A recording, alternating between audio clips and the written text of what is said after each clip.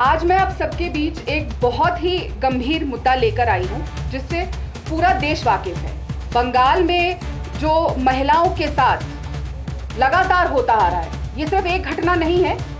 हाँ, ये बात सत्य है, जो अभी घटना हुई है हाल ही में, उसको पूरे देश उससे झंझोड़ चुका है।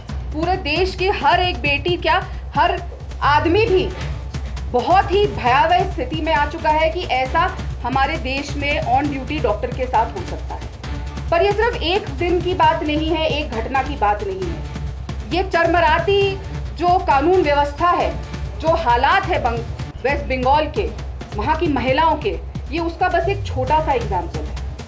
हालांकि किसी भी रेप को, किसी भी बलात्कार को, किसी भी ऐसे जघन्य क्राइम को हम छोटा नहीं कह सकते, लेकिन ये छोटा इसलिए मैं कह रही हूँ क्योंकि इतनी सारी हैं, तो ये एक हिस्सा है बहुत बड़ी चलते एक पूरे जो चीज़ चलती आ रही है। हिंसा बहुत बड़ी है, बलात्कार बहुत बड़ा है, लेकिन लगातार जो ये होती आ रही है, बहुत सारी पजल्स है, पूरा पजल बिखरा हुआ है। क्योंकि इसी तरीके से जैसे हमारी यहाँ की कानून व्यवस्था बिखरी हुई है। और बहुत ही शर्मनाक बात है क्योंकि वहाँ के प्रदेश की जो मुखिया है वो एक महिला है और देश की एक लौती महिला मुख्यमंत्री है, और उनके संरक्षण में अब सरकारी बलात्कार होने लगे हैं। और ये बहुत जिम्मेदारी से मैं कह रही हूँ कि ये सरकारी बलात्कार है, क्योंकि ये सरकार के संरक्षण में हुआ है और अभी भी सरकार पूरी कोशिश कर रही है दोषियों को बचाने की, और पूरी कोशिश कर रही है कि किसी तरह लड़की को न्याय ना मिले और लड़की का चरित्र हनन होता रहे। 9 अगस्त को हम सब जानते हैं कि एक ऐसी घटना घटी जिसने पूरे देश को हिला दिया।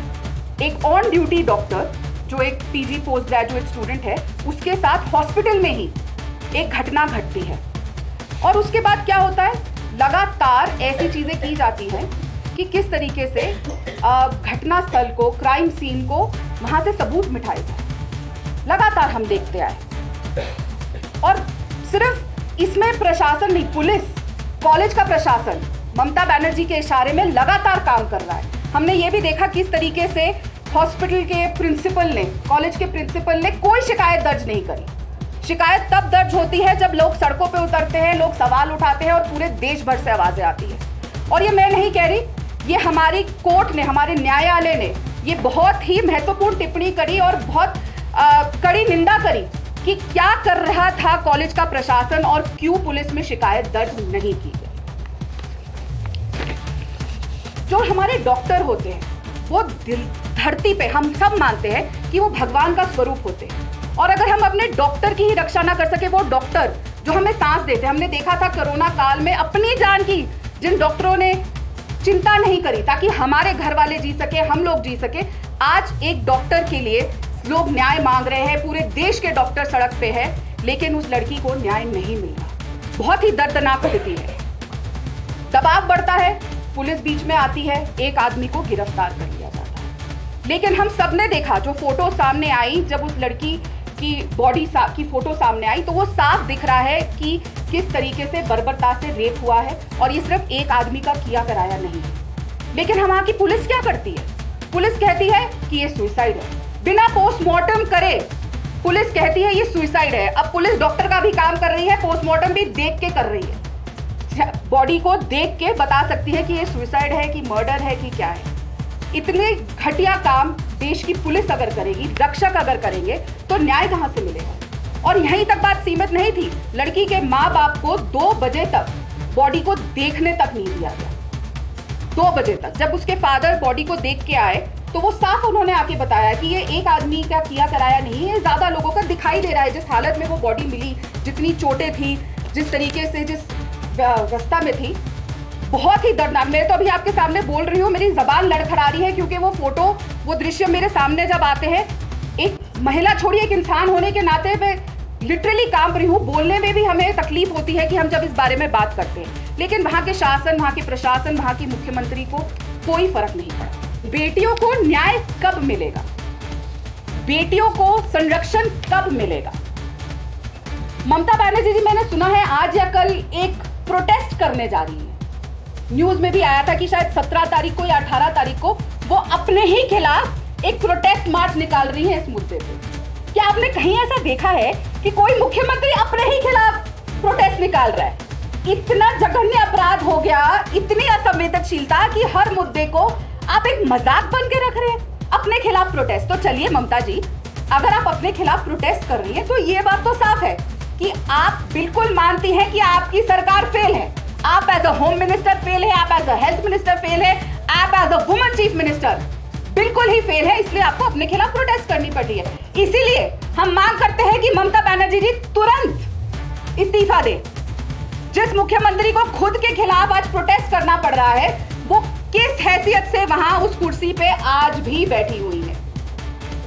क्यों नहीं उनके वो इस्तीफा दे रही?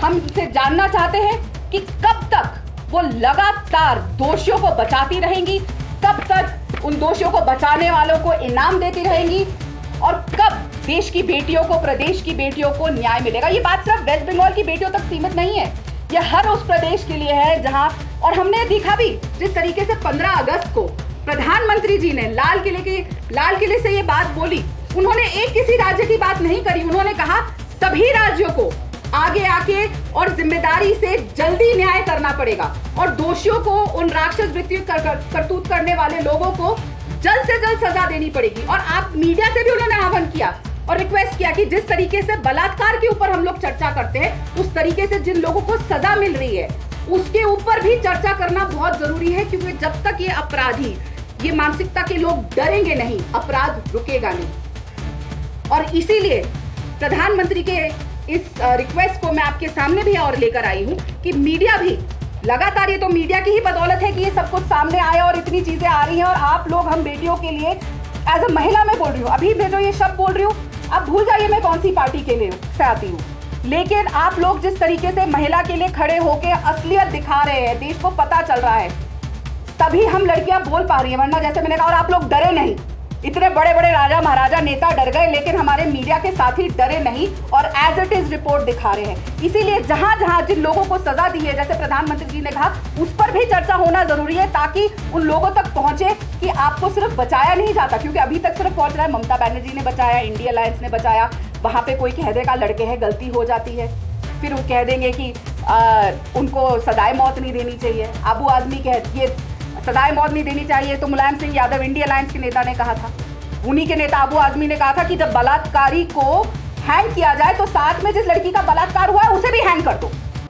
ये है मानसिकता जिससे हम देश की बेटियां लड़ रही हैं और जिससे लड़ने के लिए आप मीडिया वाले हमारा साथ दे रहे हैं। इसीलिए जो ये बर्बरता होती है, जो उनको सजा मिलती है, उसको दिखाना, उस पर चर्चा होना बहुत जरूरी है, जैसे प्रधानमंत्री जी ने कहा, ताकि वो लोग डरे, क्योंकि खौफ होगा तभी ये क्राइम रुकेंगे।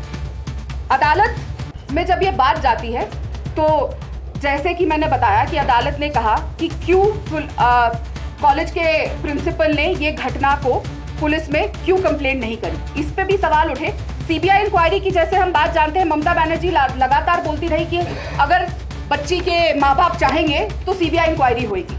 बच्ची के माँ बाप ने जो हलफनामा दिया कोर्ट में, आप जानते हैं उसमें क्या था? उसमें ये उन्होंने कहा कि कम से कम जो हमें खबर मिली है लोगों से, जो सूत्रों से, हवालत से पता चली है, उसमें 3 लोग कम से कम इन्वॉल्व हैं। बच्चे की माँ बाप तो कह रहे हैं 3 लोग इन्वॉल्व है, लेकिन ममता बनर्जी जी के कान तक वो बात नहीं पहुंच रही कि 3 लोग इन्वॉल्व है। एक आदमी को अरेस्ट करके, मामले को रफा दफा करके बात निपटाने की कोशिश करी जा रही है, और इससे साफ बदबू आ रही है इस बात की कि कोई ना कोई तार टीएमसी से जरूर जुड़े हुए हैं। इसीलिए किसी को संरक्षण दिया जा रहा है, इसीलिए किसी को बचाया जा रहा है, सिर्फ अपने साथियों को बचाने के लिए ये पूरा खेल रचा जा रहा है। और इससे हम जो कॉलेज का प्रिंसिपल है उनको हम पीछे नहीं छोड़ सकते। आरजीकर कॉलेज के प्रिंसिपल संदीप घोष, आप सब जानते होंगे कि पहले भी उनके ऊपर भ्रष्टाचार के आरोप लगे थे, जिसकी वजह से उनको वहां से भेज के मुर्शिदाबाद ट्रांसफर कर दिया गया था। उसके बाद बुला के उनको आरजीकर मेडिकल कॉलेज का प्रिंसिपल बनाया जाता है। जब इतनी बड़ी घटना होती है, उनके बयान सामने आते हैं, वो कहते हैं कि अगर लड़की रात को सेमिनार हॉल में जाएगी तो मैं क्या कर सकता हूं, मैं सुरक्षा कैसे दूं?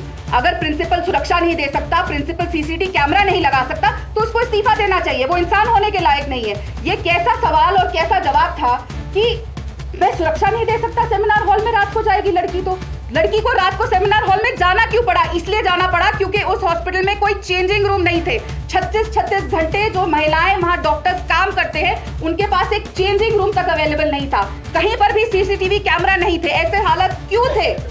कि लड़की को जाके सेमिनार हॉल में कपड़े बदलने पड़ते थे क्योंकि वहां पे चेंजिंग रूम नहीं था। एक बेसिक नेसेसिटी होती है, चाहे महिला हो या आदमी हो, एक डॉक्टर के लिए या कहीं पे भी हम काम करते हैं, एक बाथरूम होना चाहिए, एक चेंजिंग रूम होना चाहिए। जो लोग 36 घंटे ड्यूटी लगते हैं, क्या उनको एक कमरा चेंजिंग रूम भी नहीं मिल सकता? और फिर आप कहते हैं कि सीसीटीवी कैमरा नहीं लगा सकता, मैं सुरक्षा नहीं दे सकता। तो आप बतौर प्रिंसिपल क्या कर रहे हैं? आप क्या वहां सिर्फ करप्शन करने के लिए बैठे हैं ताकि पैसा ममता बनर्जी तक पहुंचाए और फिर आपको कभी मुर्शिदाबाद भेज दिया जाए, कभी कलकत्ता ले आया जाए? और जब वो इस्तीफा देते हैं तब देखिए बात यही खत्म नहीं होती।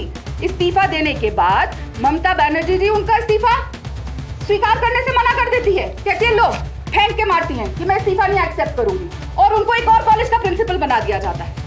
इस पर भी कोर्ट ने कड़ी निंदा करी कि जो प्रिंसिपल इन्वेस्टिगेशन के दायरे में है उसको आपने कैसे किसी और यूनिवर्सिटी का प्रिंसिपल बना दिया। ऐसा हुआ जैसे कि उनको इनाम दिया गया। पहले मुर्शिदाबाद भेजा गया इनाम के तौर पे भ्रष्टाचार का पैसा, क्योंकि लगातार पहुंचा रहे थे, और अब क्योंकि उन्होंने जिस तरीके से एविडेंस मिटाने की कोशिश करी, उस पर भी मैं आऊंगी, जिस तरीके से उन्होंने पुलिस के साथ एविडेंस संदीप घोष ने मिटाने की कोशिश करी, उसके इनाम तौर पे उनका इस्तीफा रिजेक्ट किया गया और उनको एक और कॉलेज का प्रिंसिपल बना दिया। जितने भी डॉक्टर वहां पे हड़ताल में हैं, उन्होंने मीडिया से जब बात करी है, मुझसे बात नहीं करी, कोई भारतीय जनता पार्टी के कार्यकर्ता से बात नहीं करी है, उन्होंने मीडिया से जो हड़ताल पे डॉक्टर हैं उन्होंने ये बताया है कि जैसे ही ये घटना घटी उसके अगले दिन से ही जो बगल वाले कमरे थे उधर कंस्ट्रक्शन होनी शुरू हो गई। कहा जा रहा है कि घटना सिर्फ सेमिनार हॉल तक सीमित है, पर हम नहीं जानते क्योंकि वहां सीसीटीवी कैमरा नहीं थे कि शुरुआत कहां से हुई, क्या हुआ, किसी को नहीं पता।